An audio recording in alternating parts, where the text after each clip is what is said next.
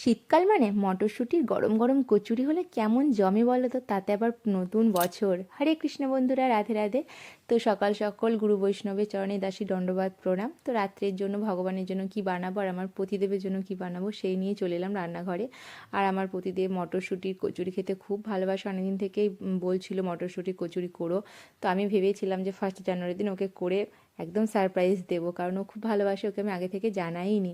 তো সেই জন্য আজকে পতিদেবকে খুশি করার জন্য, পতিদেবের জন্য ঘরে বসে একটি সুন্দর রেসিপি রান্না করতে চলে এলাম।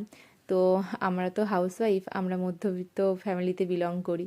তো আমরা যেহেতু কোনো রোজগার করি না, ঘরের বউরা, তো আমাদের তো টাকা দিয়ে, অর্থ দিয়ে কিছু গিফট দেওয়ার মতন ক্ষমতা সবসময় হয়ে ওঠে না। তো সেই জন্য ভাবলাম স্বামীকে না একটু মুখের হাসি আর এই হাতের একটু মিষ্টি খাবার, এটা দিয়েই ভালোবাসে মনটা ভরিয়ে দেবো। তো চলো সেই জন্য ফটাফট চলে এলাম রান্নাঘরে। আর আজকে খুব ইউনিকভাবে রান্নাটা করছি, কারণ খুব ঝটপট। কেননা কড়াইশুঁটির পুর করে ভিতরে পুরতে গেলে একা হাতে অনেক টাইম লেগে যায়, আর আমার হাতে এখন একদমই টাইম নেই। সেই জন্য আমি কি করেছি, ময়দা নিয়েছি এখানটায়, পুরো আজকে আটা নিই, মানে আটা ব্যবহারই করিনি, সম্পূর্ণটাই ময়দা করেছি। বন্ধুরা, ময়দা ফার্স্টে একটু গোটা জিরে, একটু লবণ আর সাদা তেল দিয়ে ময়াম দিয়ে নিয়েছি। তারপর মটরশুঁটি, একটু আদা কুচি, লঙ্কা দিয়ে একটু মিক্সারে ব্লেন্ড করে নিয়ে পুরো মানে ওই ব্লেন্ডারটা একদম ময়দার ওপর ঢেলে দিয়ে ভালো করে ময়াম দিয়ে মেখে জল দিয়ে মেখে নিয়েছি। আমি এখানে ঠান্ডা জল দিয়েই মেখেছি, তোমরা চাইলে গরম জল দিয়ে মেখে নিতে পারো। গরম জল দিয়ে মাখলে আরও খুব সুন্দর কচুটা নরম হবে। তো অনেকক্ষণ মেখে ময়াম দিয়ে রেখে দিয়ে আমি কিন্তু ছোলার ডালটা প্রেশারে ওদিকে বসিয়ে দিয়েছিলাম। তো ছোলার ডালটা মোটামুটি সিদ্ধ হয়ে গেছে, আর এদিকে দেখো মনা সাইকেল নিয়ে খেলা করছে। তো তারপরে চলে এলাম, ছোলার ডালটা ওদিকে বসিয়ে দিয়ে এদিকে চলে এসেছি আমি, কারণ লুচিগুলো আগে না বেলে নিলে না একা একা আমার অনেকটা টাইম লেগে যায়। তো চলো, এই দেখো ফটাফট লইগুলোকে কেটে নিচ্ছি।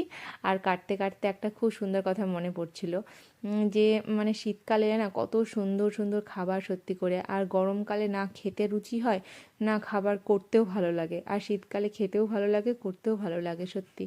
আর কি সুন্দর সুন্দর দেখো, গ্রিন গ্রিন কালারের একদম কচুরি আমার তৈরি হয়ে গেছে মোটামুটি, আর কিছুটা বাকি রয়েছে। সব কটা এরকম গোল গোল সুন্দর সাইজে শেপ দিয়ে বেলে নিলাম।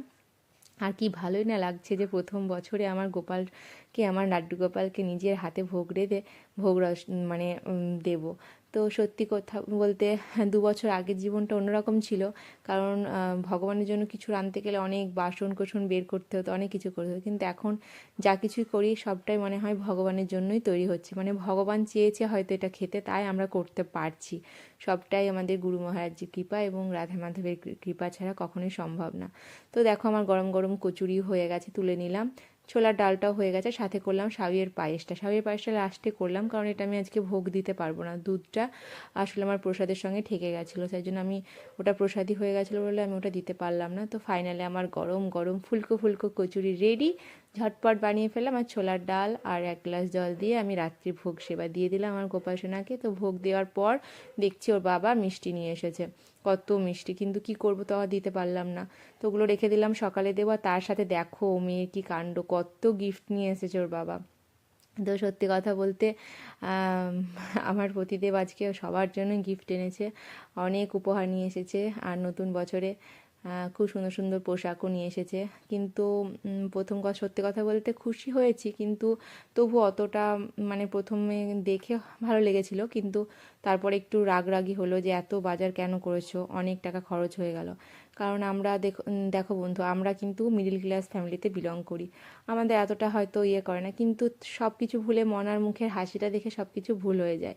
যে মেয়ে কত খুশি, 2টো জামা এনেছে মনার জন্য, ছেলের জন্য 2টো, আর ও পরে দেখবে কেমন হয়েছে। তো চলো ফাইনালি ও জামাটা পরে দেখাবে তোমাদেরকে, দেখো আমার মনাকে কত সুন্দর লাগছে। আর এখানে 2টো জামা নিয়েছে বনি থেকে, এটা আমার জন্য নিয়েছে।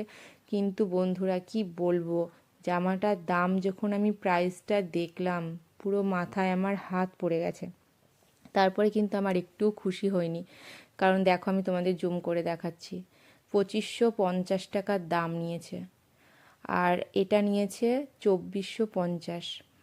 মানে 2টো জামাতে ফাইনালি 5000 টাকা নিয়েছে। তো ফার্স্ট ফার্স্ট নিউ ইয়ারে কেউ এত দাম দিয়ে জামা আনে? তো কি বলবো, মানে সত্যি কথা বলতে আমি বিয়ের আগে মানে আমার বাবার বাড়ি থাকতে এত দামি জামা কখনো পরিনি, কিন্তু ও এত দামি দামি জামা আবার 1 জানুয়ারিতে। তো আর কি আর বলার আছে, পতিদেব যদি এত ভালোবাসে, এত ভালো যত্ন রাখে স্ত্রীর, আর একটা স্ত্রীর এর থেকে বেশি আর কী বা চাওয়ার আছে। সত্যি অনেক ভাগ্য করে এমন স্বামী পেয়েছি যে নিজে রোজগার করে সৎ পথে আমার জন্য, আমার মেয়ের জন্য, পরিবারের সকলের জন্য উপহার নিয়ে এসেছে। এতে আমি খুব খুশি। তো থ্যাংক ইউ জানু। তো চলো আজকের ভিডিও এখানে শেষ করছি বন্ধুরা, সবাই ভালো থেকো। আর আমাদের ভিডিওটা ভালো লাগলে অবশ্যই আমার লাইক করে দিও, কমেন্ট করো। রাধে রাধে, হরে কৃষ্ণ।